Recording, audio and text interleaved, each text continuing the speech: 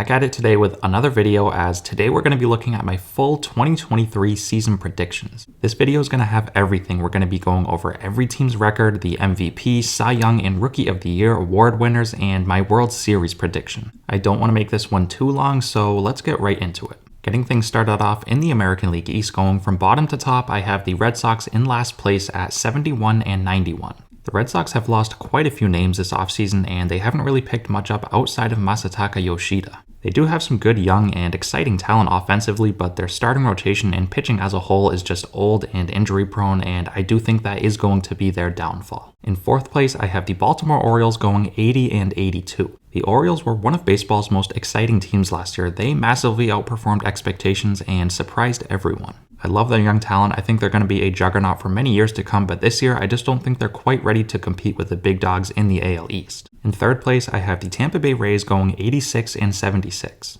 The Rays are notorious for being respectable year in and year out with not the most talent in the world. Even with Tyler Glasnow missing some time and question marks surrounding Wander Franco's ability to produce in the big leagues, I still think Tampa Bay is going to be good like they have in years past. In second place, I have the New York Yankees going 88 and 74. The Yankees are one of the most talented teams in baseball, at least on paper, and they have the makings of a 100-win team. But they do have a lot of injuries to start out the year, and at least in my opinion, they rely on the long ball far too much, and while they're still going to be a good team, I don't think they're going to be as good as people are expecting. And in first place in the AL East, I have the Toronto Blue Jays going 93 and 69. This team, top to bottom, is clearly one of the best in baseball. They have a loaded offense to go along with a star-studded starting rotation. We can't forget about Jordan Romano in the bullpen, so this team, all in all, is one of the best in the league, and I have them coming in first place in the AL East this year. Moving on to the AL Central, in last place, I have the Kansas City Royals going 62 and 100. The Royals are a young and exciting team. I like a few of their offensive bats in Bobby Witt Jr., Vinny Pasquantino, and MJ Melendez. They have a lot of talent, and I cannot wait to watch them this year. But outside of Brady Singer, they don't have much talented arms, and I do think that's going to be their downfall. I think they're going to have one of the worst pitching staffs in the league. In fourth place, I have the Detroit Tigers going 65 and 97.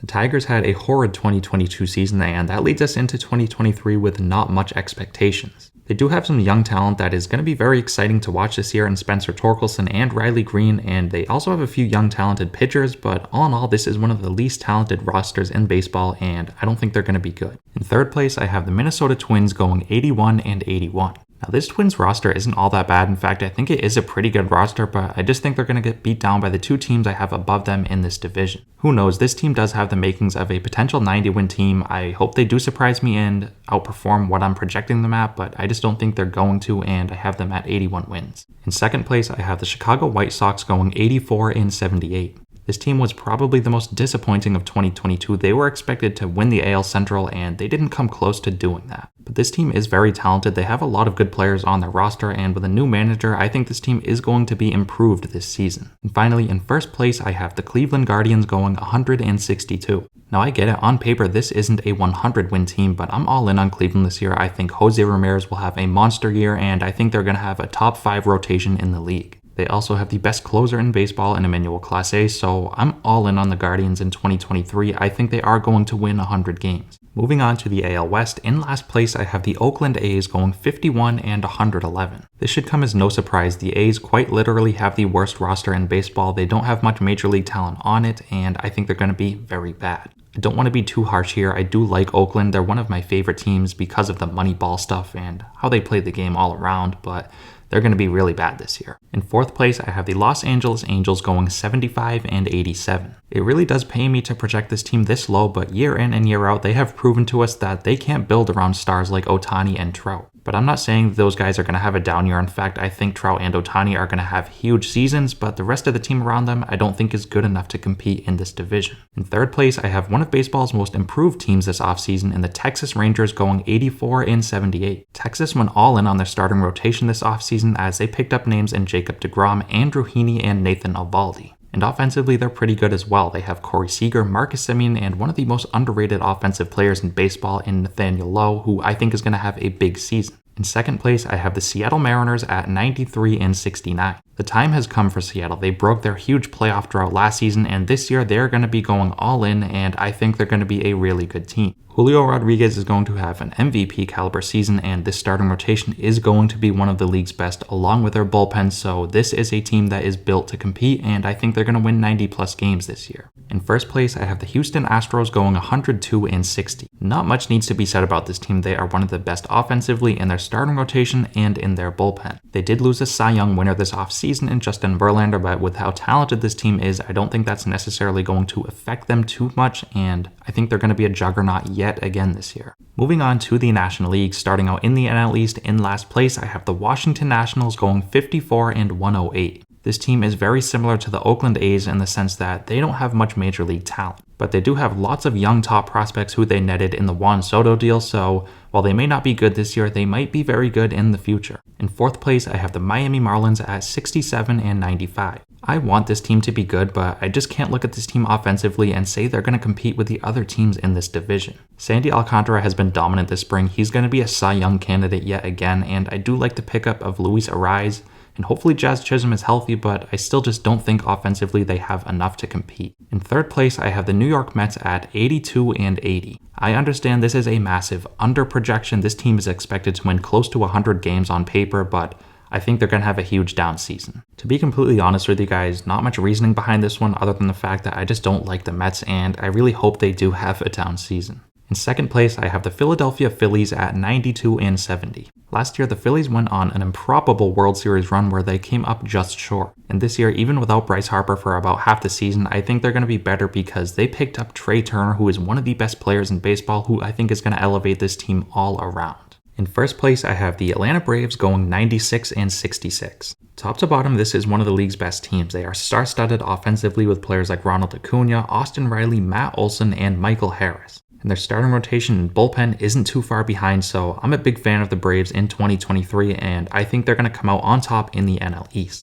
Getting on to the NL Central, in last place, I have the Pittsburgh Pirates at 67-95. Pirates are another team that I want to be good this year, but I just don't think they will. Their starting rotation is pretty weak, but they do have some young talent in Mitch Keller and Roansy Contreras, but I just don't think that's going to be enough. But their offense will be fun to watch. They have players like Ke'Bryan Hayes and O'Neal Cruz, so while they may not be good, they're going to be pretty exciting to watch. In fourth place, I have the Cincinnati Reds at 73-89. This is a team that a lot of people are projecting to lose 100 games, but I think they're going to be a lot better than everyone thinks. I'm a huge fan of Hunter Green and Nick Lodolo in this starting rotation, and offensively, I cannot wait to watch Elly De La Cruz this year. I hope he gets called up, and if he does, I think he's going to have a huge impact. In third place, I have the Milwaukee Brewers at 79-83. This might surprise some people, but I'm not that big of a fan of the Brewers this year. I think their offense is going to be lacking, and I do think their rotation will be good, but like I said, I just don't think their offense will be enough. Corbin Burns and Brandon Woodruff are Cy Young candidates to watch out for, however, so they're going to be fun to watch, but this Brewer team as a whole, I'm just not a big fan of it. In second place, I have the Chicago Cubs at 81-81. This is a team that I'm a pretty big fan of this year. I think they are going to be pretty good. A lot of people are looking at them and saying they're probably going to be a 70-win team, but I think they're going to be better. I think Dansby Swanson will have a good season. I think Nico Hoerner is going to continue to get better and better, and I think the starting rotation could be pretty good as well. In first place, running away with this division, I have the St. Louis Cardinals at 98-64. Paul Goldschmidt and Nolan Arenado have been on fire to start the WBC, and I think that's going to carry over into the regular season, as I think they're both going to be back and forth in the NL MVP conversation. Not to mention they picked up one of the best catchers in the game this offseason in Wilson Contreras, and they also have a very good starting rotation and bullpen, so this team is built to compete, and I think they're going to be close to 100 wins. And finally, getting on to the NL West, in last place I have the Colorado Rockies at 69-93. Pains me to say this because Colorado is my favorite team, but I just have to face the facts here. They're not a good team. It's a tough time to be a Colorado fan. They just don't have much talent. They do have Zach Veen and Ezekiel Tovar, two very young players who I'm going to be watching this year, but they're still just not going to be a good team. In fourth place, I have the San Francisco Giants at 70-92.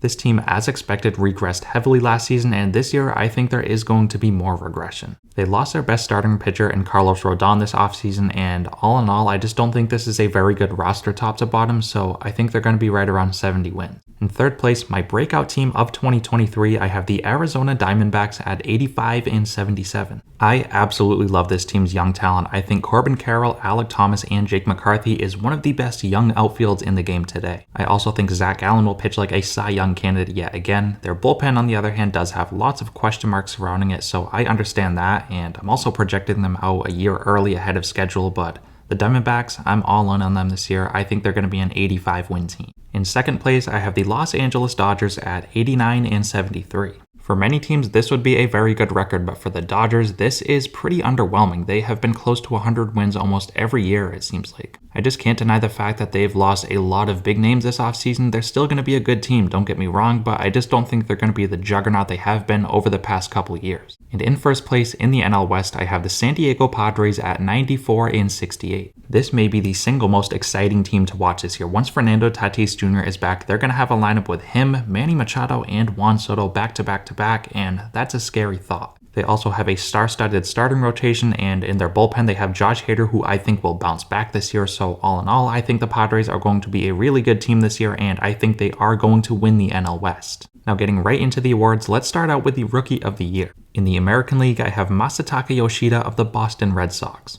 Yoshida is a 29-year-old who the Red Sox picked up this offseason from Japan. In 7 years over in Japan, he's a career .326 hitter, and I think he can replicate that this year in the big leagues, and I also think he can hit 20 to 25 home runs, so all in all, I think he's going to have a big rookie season and win the Rookie of the Year in the American League. As for the National League Rookie of the Year, I have Corbin Carroll of the Arizona Diamondbacks. Carroll, in my opinion, will be this year's Julio Rodriguez. I think he's going to have 25 home runs and 25 stolen bases, and he's going to be a big reason why the D-backs end up winning 85 games. One honorable mention is Jordan Walker of the St. Louis Cardinals. This kid is an absolute stud, and he's been tearing it up in spring training, but I didn't pick him because I'm not sure if he's going to be on the big league roster to start out the year, so I went with Carroll, who in my opinion is more of a safe pick. Now getting on to the Cy Young Awards in the American League, I have Gerrit Cole of the New York Yankees. As crazy as it sounds, Cole has never won a Cy Young Award, but he has finished second on 2 separate occasions back in 2019 and in 2021. But this year, I think Cole will break through and win the award, as I think he could post a 2 ERA while striking out 250 to maybe even 275 batters. Moving on to the National League Cy Young, I have Spencer Strider of the Atlanta Braves. Strider last year as a rookie put up ridiculous numbers, as in 132 innings he had a 2.67 ERA with 202 strikeouts. And this year, while I don't see him hitting 200 innings, I still think he could post a 2.25 ERA with 270 punchouts. Moving on to the MVP, in the American League, I have Yordan Alvarez of the Houston Astros. I think Alvarez is going to put it all together this year and have a Aaron Judge type season. I think he's going to hit 300 with 50 to 60 home runs, and I could see him knocking in 140 runs. For the National League MVP, I have Ronald Acuna of the Atlanta Braves. Acuna will be heading into the season fully healthy, so I think he's going to put it all together and hit 300 with 40 home runs and 40 stolen bases. And finally, let's move on to the postseason bracket and go over my postseason teams. In the American League, starting 1 through 6 by their seeding, I have the Astros, Guardians, Jays, Mariners, Yankees, and Rays. In the National League 1 through 6, I have the Cardinals, the Braves, the Padres, the Phillies, the Dodgers, and the D-backs. Here's a quick picture of the bracket that I scribbled up really quick, so if you guys want to take a look, feel free to pause the video.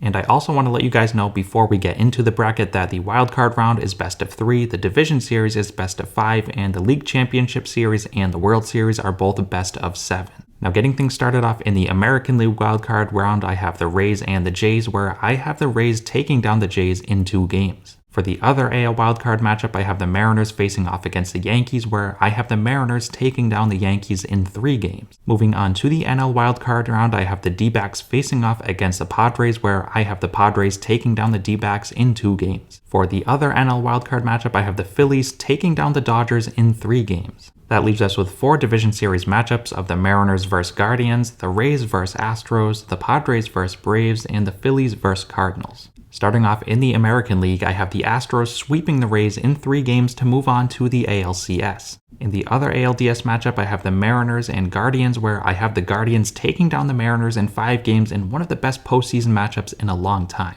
Getting on to the National League Division Series, I have the Phillies facing off against the Cardinals, where I have the Phillies taking down the Cardinals in 4 games to advance to the NLCS. In the other NLDS matchups, I have the Padres and Braves, where I have the Braves taking down the Padres in 5 games in another amazing series. So that leaves us with 4 teams left. In the American League, we have the Astros and the Guardians, and in the National League, we have the Braves and the Phillies. And in the American League, I think the Guardians are going to put up a very good fight, but I think the Astros are going to be too much, as I have them taking down the Guardians in 6 games to advance to the World Series. In the National League, I think the Braves are just going to be too much for the Phillies. I have them taking down the Phillies in 5 games to advance to the World Series. And that leaves us with a star-studded World Series matchup where we have the 2021 champions and the Braves facing off against the defending champions in the Houston Astros. This is going to be a great World Series matchup. In fact, I think it's going to go the distance in 7 games. But I think the Braves are going to prevail, as I think they're going to defeat the Astros and win their 2nd World Series in the past 3 years.